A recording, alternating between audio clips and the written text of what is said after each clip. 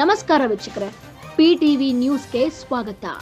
ರಾಜ್ಯ ರಾಜಕೀಯ ಮತ್ತು ಸಾರ್ವಜನಿಕ ವಲಯದಲ್ಲಿ ಇದೀಗ ಭಾರಿ ಚರ್ಚೆಗೆ ಕಾರಣವಾಗಿರುವುದು ಮೇ 20ರಿಂದ ನಡೆಯಬಹುದಾದ ಸಾರಿಗೆ ಮುಷ್ಕರ. ಕೆಎಸ್ಆರ್ಟಿಸಿ, ಬಿಎಂಟಿಸಿ ಸೇರಿದಂತೆ ರಾಜ್ಯ ರಸ್ತೆ ಸಾರಿಗೆ ನೌಕರರ ಜಂಟಿ ಕ್ರಿಯಾ ಸಮಿತಿ ಸರ್ಕಾರದ ವಿರುದ್ಧ ಕಿಡಿಕಾರಿದ್ದು, ತಮ್ಮ ಬೇಡಿಕೆಗಳು ಈಡೇರದಿದ್ರೆ ರಾಜ್ಯಾದ್ಯಂತ ಬಸ್ ಸಂಚಾರ ಸ್ಥಗಿತಗೊಳಿಸುವ ಎಚ್ಚರಿಕೆ ನೀಡಿದೆ.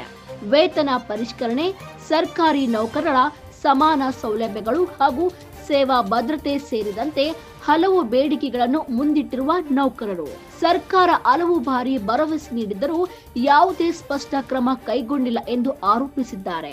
ನಾವು ಎದುರುತ್ತಿಲ್ಲ, ಮುಷ್ಕರ ಖಚಿತ ಎಂದು ಜಂಟಿ ಕ್ರಿಯಾ ಸಮಿತಿ ಘೋಷಣೆ ಮಾಡಿರುವುದು ಸರ್ಕಾರಕ್ಕೆ ಹೊಸ ತಲೆನೋವಾಗಿಸಿದೆ. ಇನ್ನೊಂದೆಡೆ ಕಾಂಗ್ರೆಸ್ ಸರ್ಕಾರ ಆಯೋಜಿಸಿರುವ ಸಾಧನಾ ಸಮಾವೇಶಕ್ಕೂ ಈ ಮುಷ್ಕರದ ಬಿಸಿ ತಟ್ಟುವ ಸಾಧ್ಯತೆ ಇದೆ. ಮೇ 19ರಂದು ತುಮಕೂರಿನಲ್ಲಿ ನಡೆಯಲಿರುವ ಕಾಂಗ್ರೆಸ್ ಸಾಧನಾ ಸಮಾವೇಶದ ವೇಳೆ ಕಪ್ಪು ಬಾವುಟ ಪ್ರದರ್ಶನ ಮಾಡಲು ಸಾರಿಗೆ ನೌಕರರು ನಿರ್ಧರಿಸಿದ್ದಾರೆ. ಅಲ್ಲದೆ ಮೇ 20ರಂದು ನಡೆಯಲಿರುವ ಸಮಾವೇಶಕ್ಕೂ ಪ್ರತಿಭಟನೆ ವಿಸ್ತರಿಸುವ ಎಚ್ಚರಿಕೆ ನೀಡಿದ್ದಾರೆ.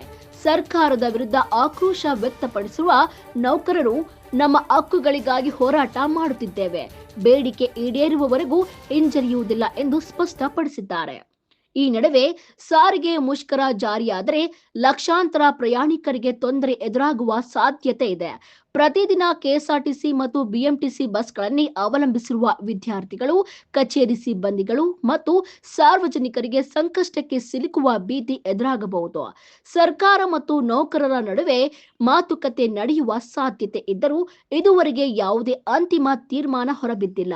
ಹೀಗಾಗಿ ಮೇ 20ರಂದು ನಿಜವಾಗಿಯೂ ರಾಜ್ಯದಲ್ಲಿ ಬಸ್ಗಳು ರಸ್ತೆಗಿಳಿಯುತ್ತವೆಯೇ ಅಥವಾ ಮುಷ್ಕರದಿಂದ ಸ್ಥಗಿತವಾಗುತ್ತವೆಯೇ ಅನ್ನೋ ಕುತೂಹಲ ಇದೀಗ ಎಲ್ಲರಲ್ಲೂ ಹೆಚ್ಚಾಗಿದೆ.